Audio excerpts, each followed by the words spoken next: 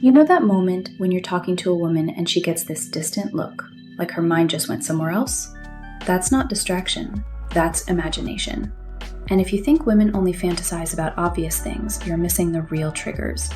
I'm about to show you 9 psychological patterns that make her think about you when she's alone at night.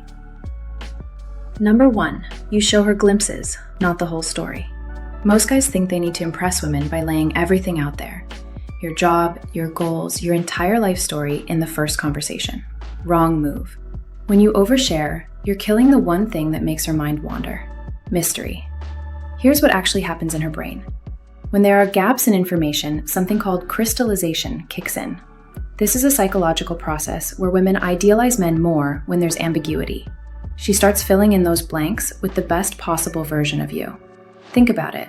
When you only give her glimpses of who you are, her imagination has to do the work. And guess what? Her imagination is way more generous than reality. She's not just thinking about what you told her. She's creating entire scenarios about what you didn't say. That mental real estate you're occupying, that's where fantasy begins. Number 2, you're hot 1 minute, cool the next. This one's based on intermittent reinforcement, and it's psychologically addictive. You flirt with her, make her feel that spark, then you pull back. You create tension, then you go a little cold. That emotional whiplash isn't cruel, it's captivating. Research shows that uncertainty actually deepens obsession. When you're inconsistent, her brain starts working overtime trying to figure you out. She's thinking, did I read him wrong? Was that moment real? What changed? That doubt becomes fuel for late night thoughts. She's replaying every interaction, analyzing every word, trying to solve the puzzle of you. And while she's doing that mental detective work, she's essentially fantasizing about you for hours without even realizing it. Number 3, you leave her with a physical imprint. Touch her once, lightly, deliberately, and then don't repeat it. I'm talking about a casual hand on her lower back when you're walking to her door, a brief touch on her wrist when you're making a point. The key is that it's singular. It happens once, then it's gone. Here's the science. Our brains are wired to remember contrast. That one touch stands out because it's different from the rest of your interaction. But here's the kicker. The lack of repetition makes her body crave that feeling again. Studies show that unexpected touch releases oxytocin.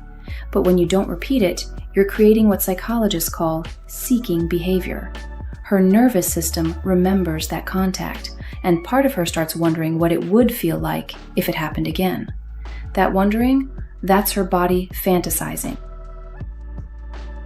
Number 4, you smell like a damn problem.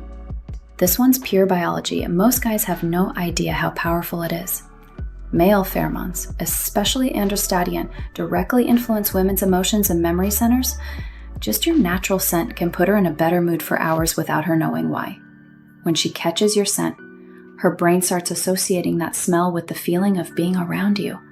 So later, when she's alone, sometimes just the memory of how you smelled can trigger those same emotions. It's like you've left an invisible bookmark in her mind. Research from the Rockefeller University shows that scent memories are processed in the limbic system, the same area that handles emotions and long-term memory. So when she's thinking about you later, it's not just mental, it's a full sensory experience. Now, before I get to the next 5, if you're sitting there wondering, how do I know if she's actually thinking about me like this? I get it. That's why I created the 25 forbidden signals she's secretly into you cheat sheet. I'm talking about the lip bite she doesn't know she's doing, the way she positions her body when she's fantasizing, and the text patterns that scream, I can't stop thinking about you. Links in the description. But let me give you these last 5 first, because number 6 is going to change how you see social dynamics forever. Number 5, you plant an image she can replay. This is about verbal seduction, but not the obvious kind. You're not being explicit or crude. You're using subtle, flirty, suggestive lines that imply attraction without spelling it out.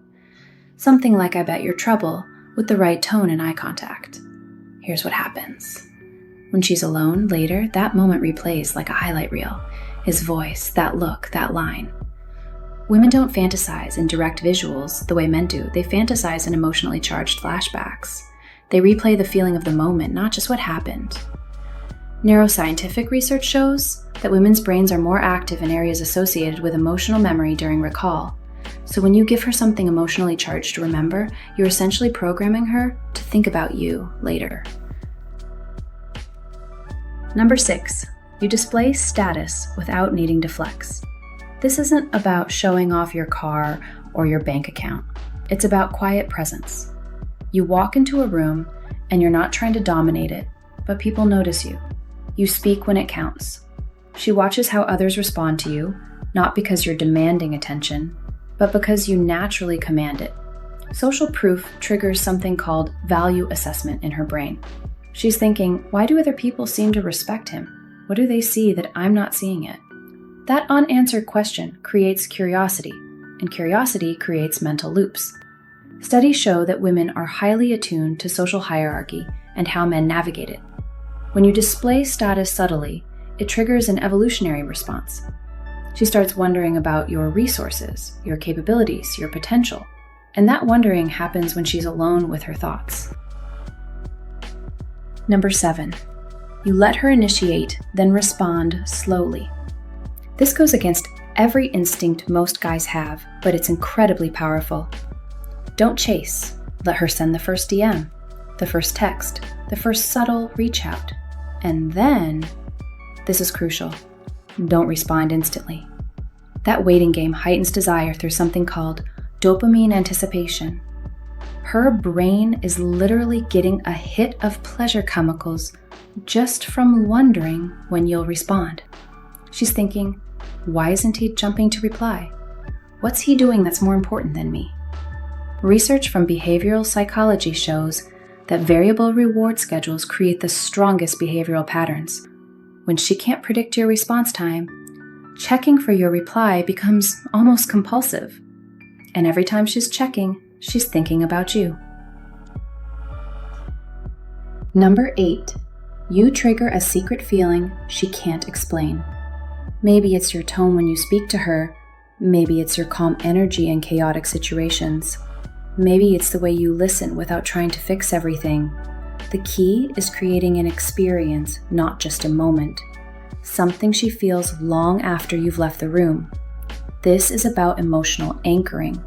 Her brain starts associating you with a specific emotional state. Maybe it's feeling understood. Maybe it's feeling desired. Maybe it's feeling safe to be herself. Whatever it is, you become the trigger for that feeling.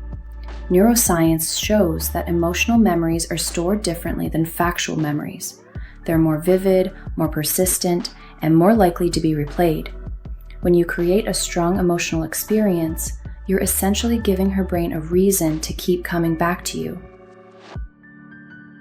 Number 9, you stay just elusive enough to be unfinished. She doesn't know what you really think about her. She doesn't know what you really want. She doesn't know where this is going. That lack of closure, it's an open loop, and the female brain hates unfinished emotional stories. This ties back to the Zeigarnik effect. Our brains are obsessed with incomplete tasks. When you don't give her complete emotional closure, her mind keeps returning to you, trying to finish the story. So she rewrites it, imagines different scenarios, creates possibilities, all night long. The beauty of this is that she's not just thinking about what happened, she's fantasizing about what could happen, and that's where you want to be, not just in her memories, but in her imagination of the future. I know you're probably thinking about specific situations right now, wondering if you've been doing any of these without realizing it. Drop a comment and let me know which one hit home for you. I read every single one, and I love hearing your stories. You know, I'm always here to decode the technology behind attraction, so don't be a stranger.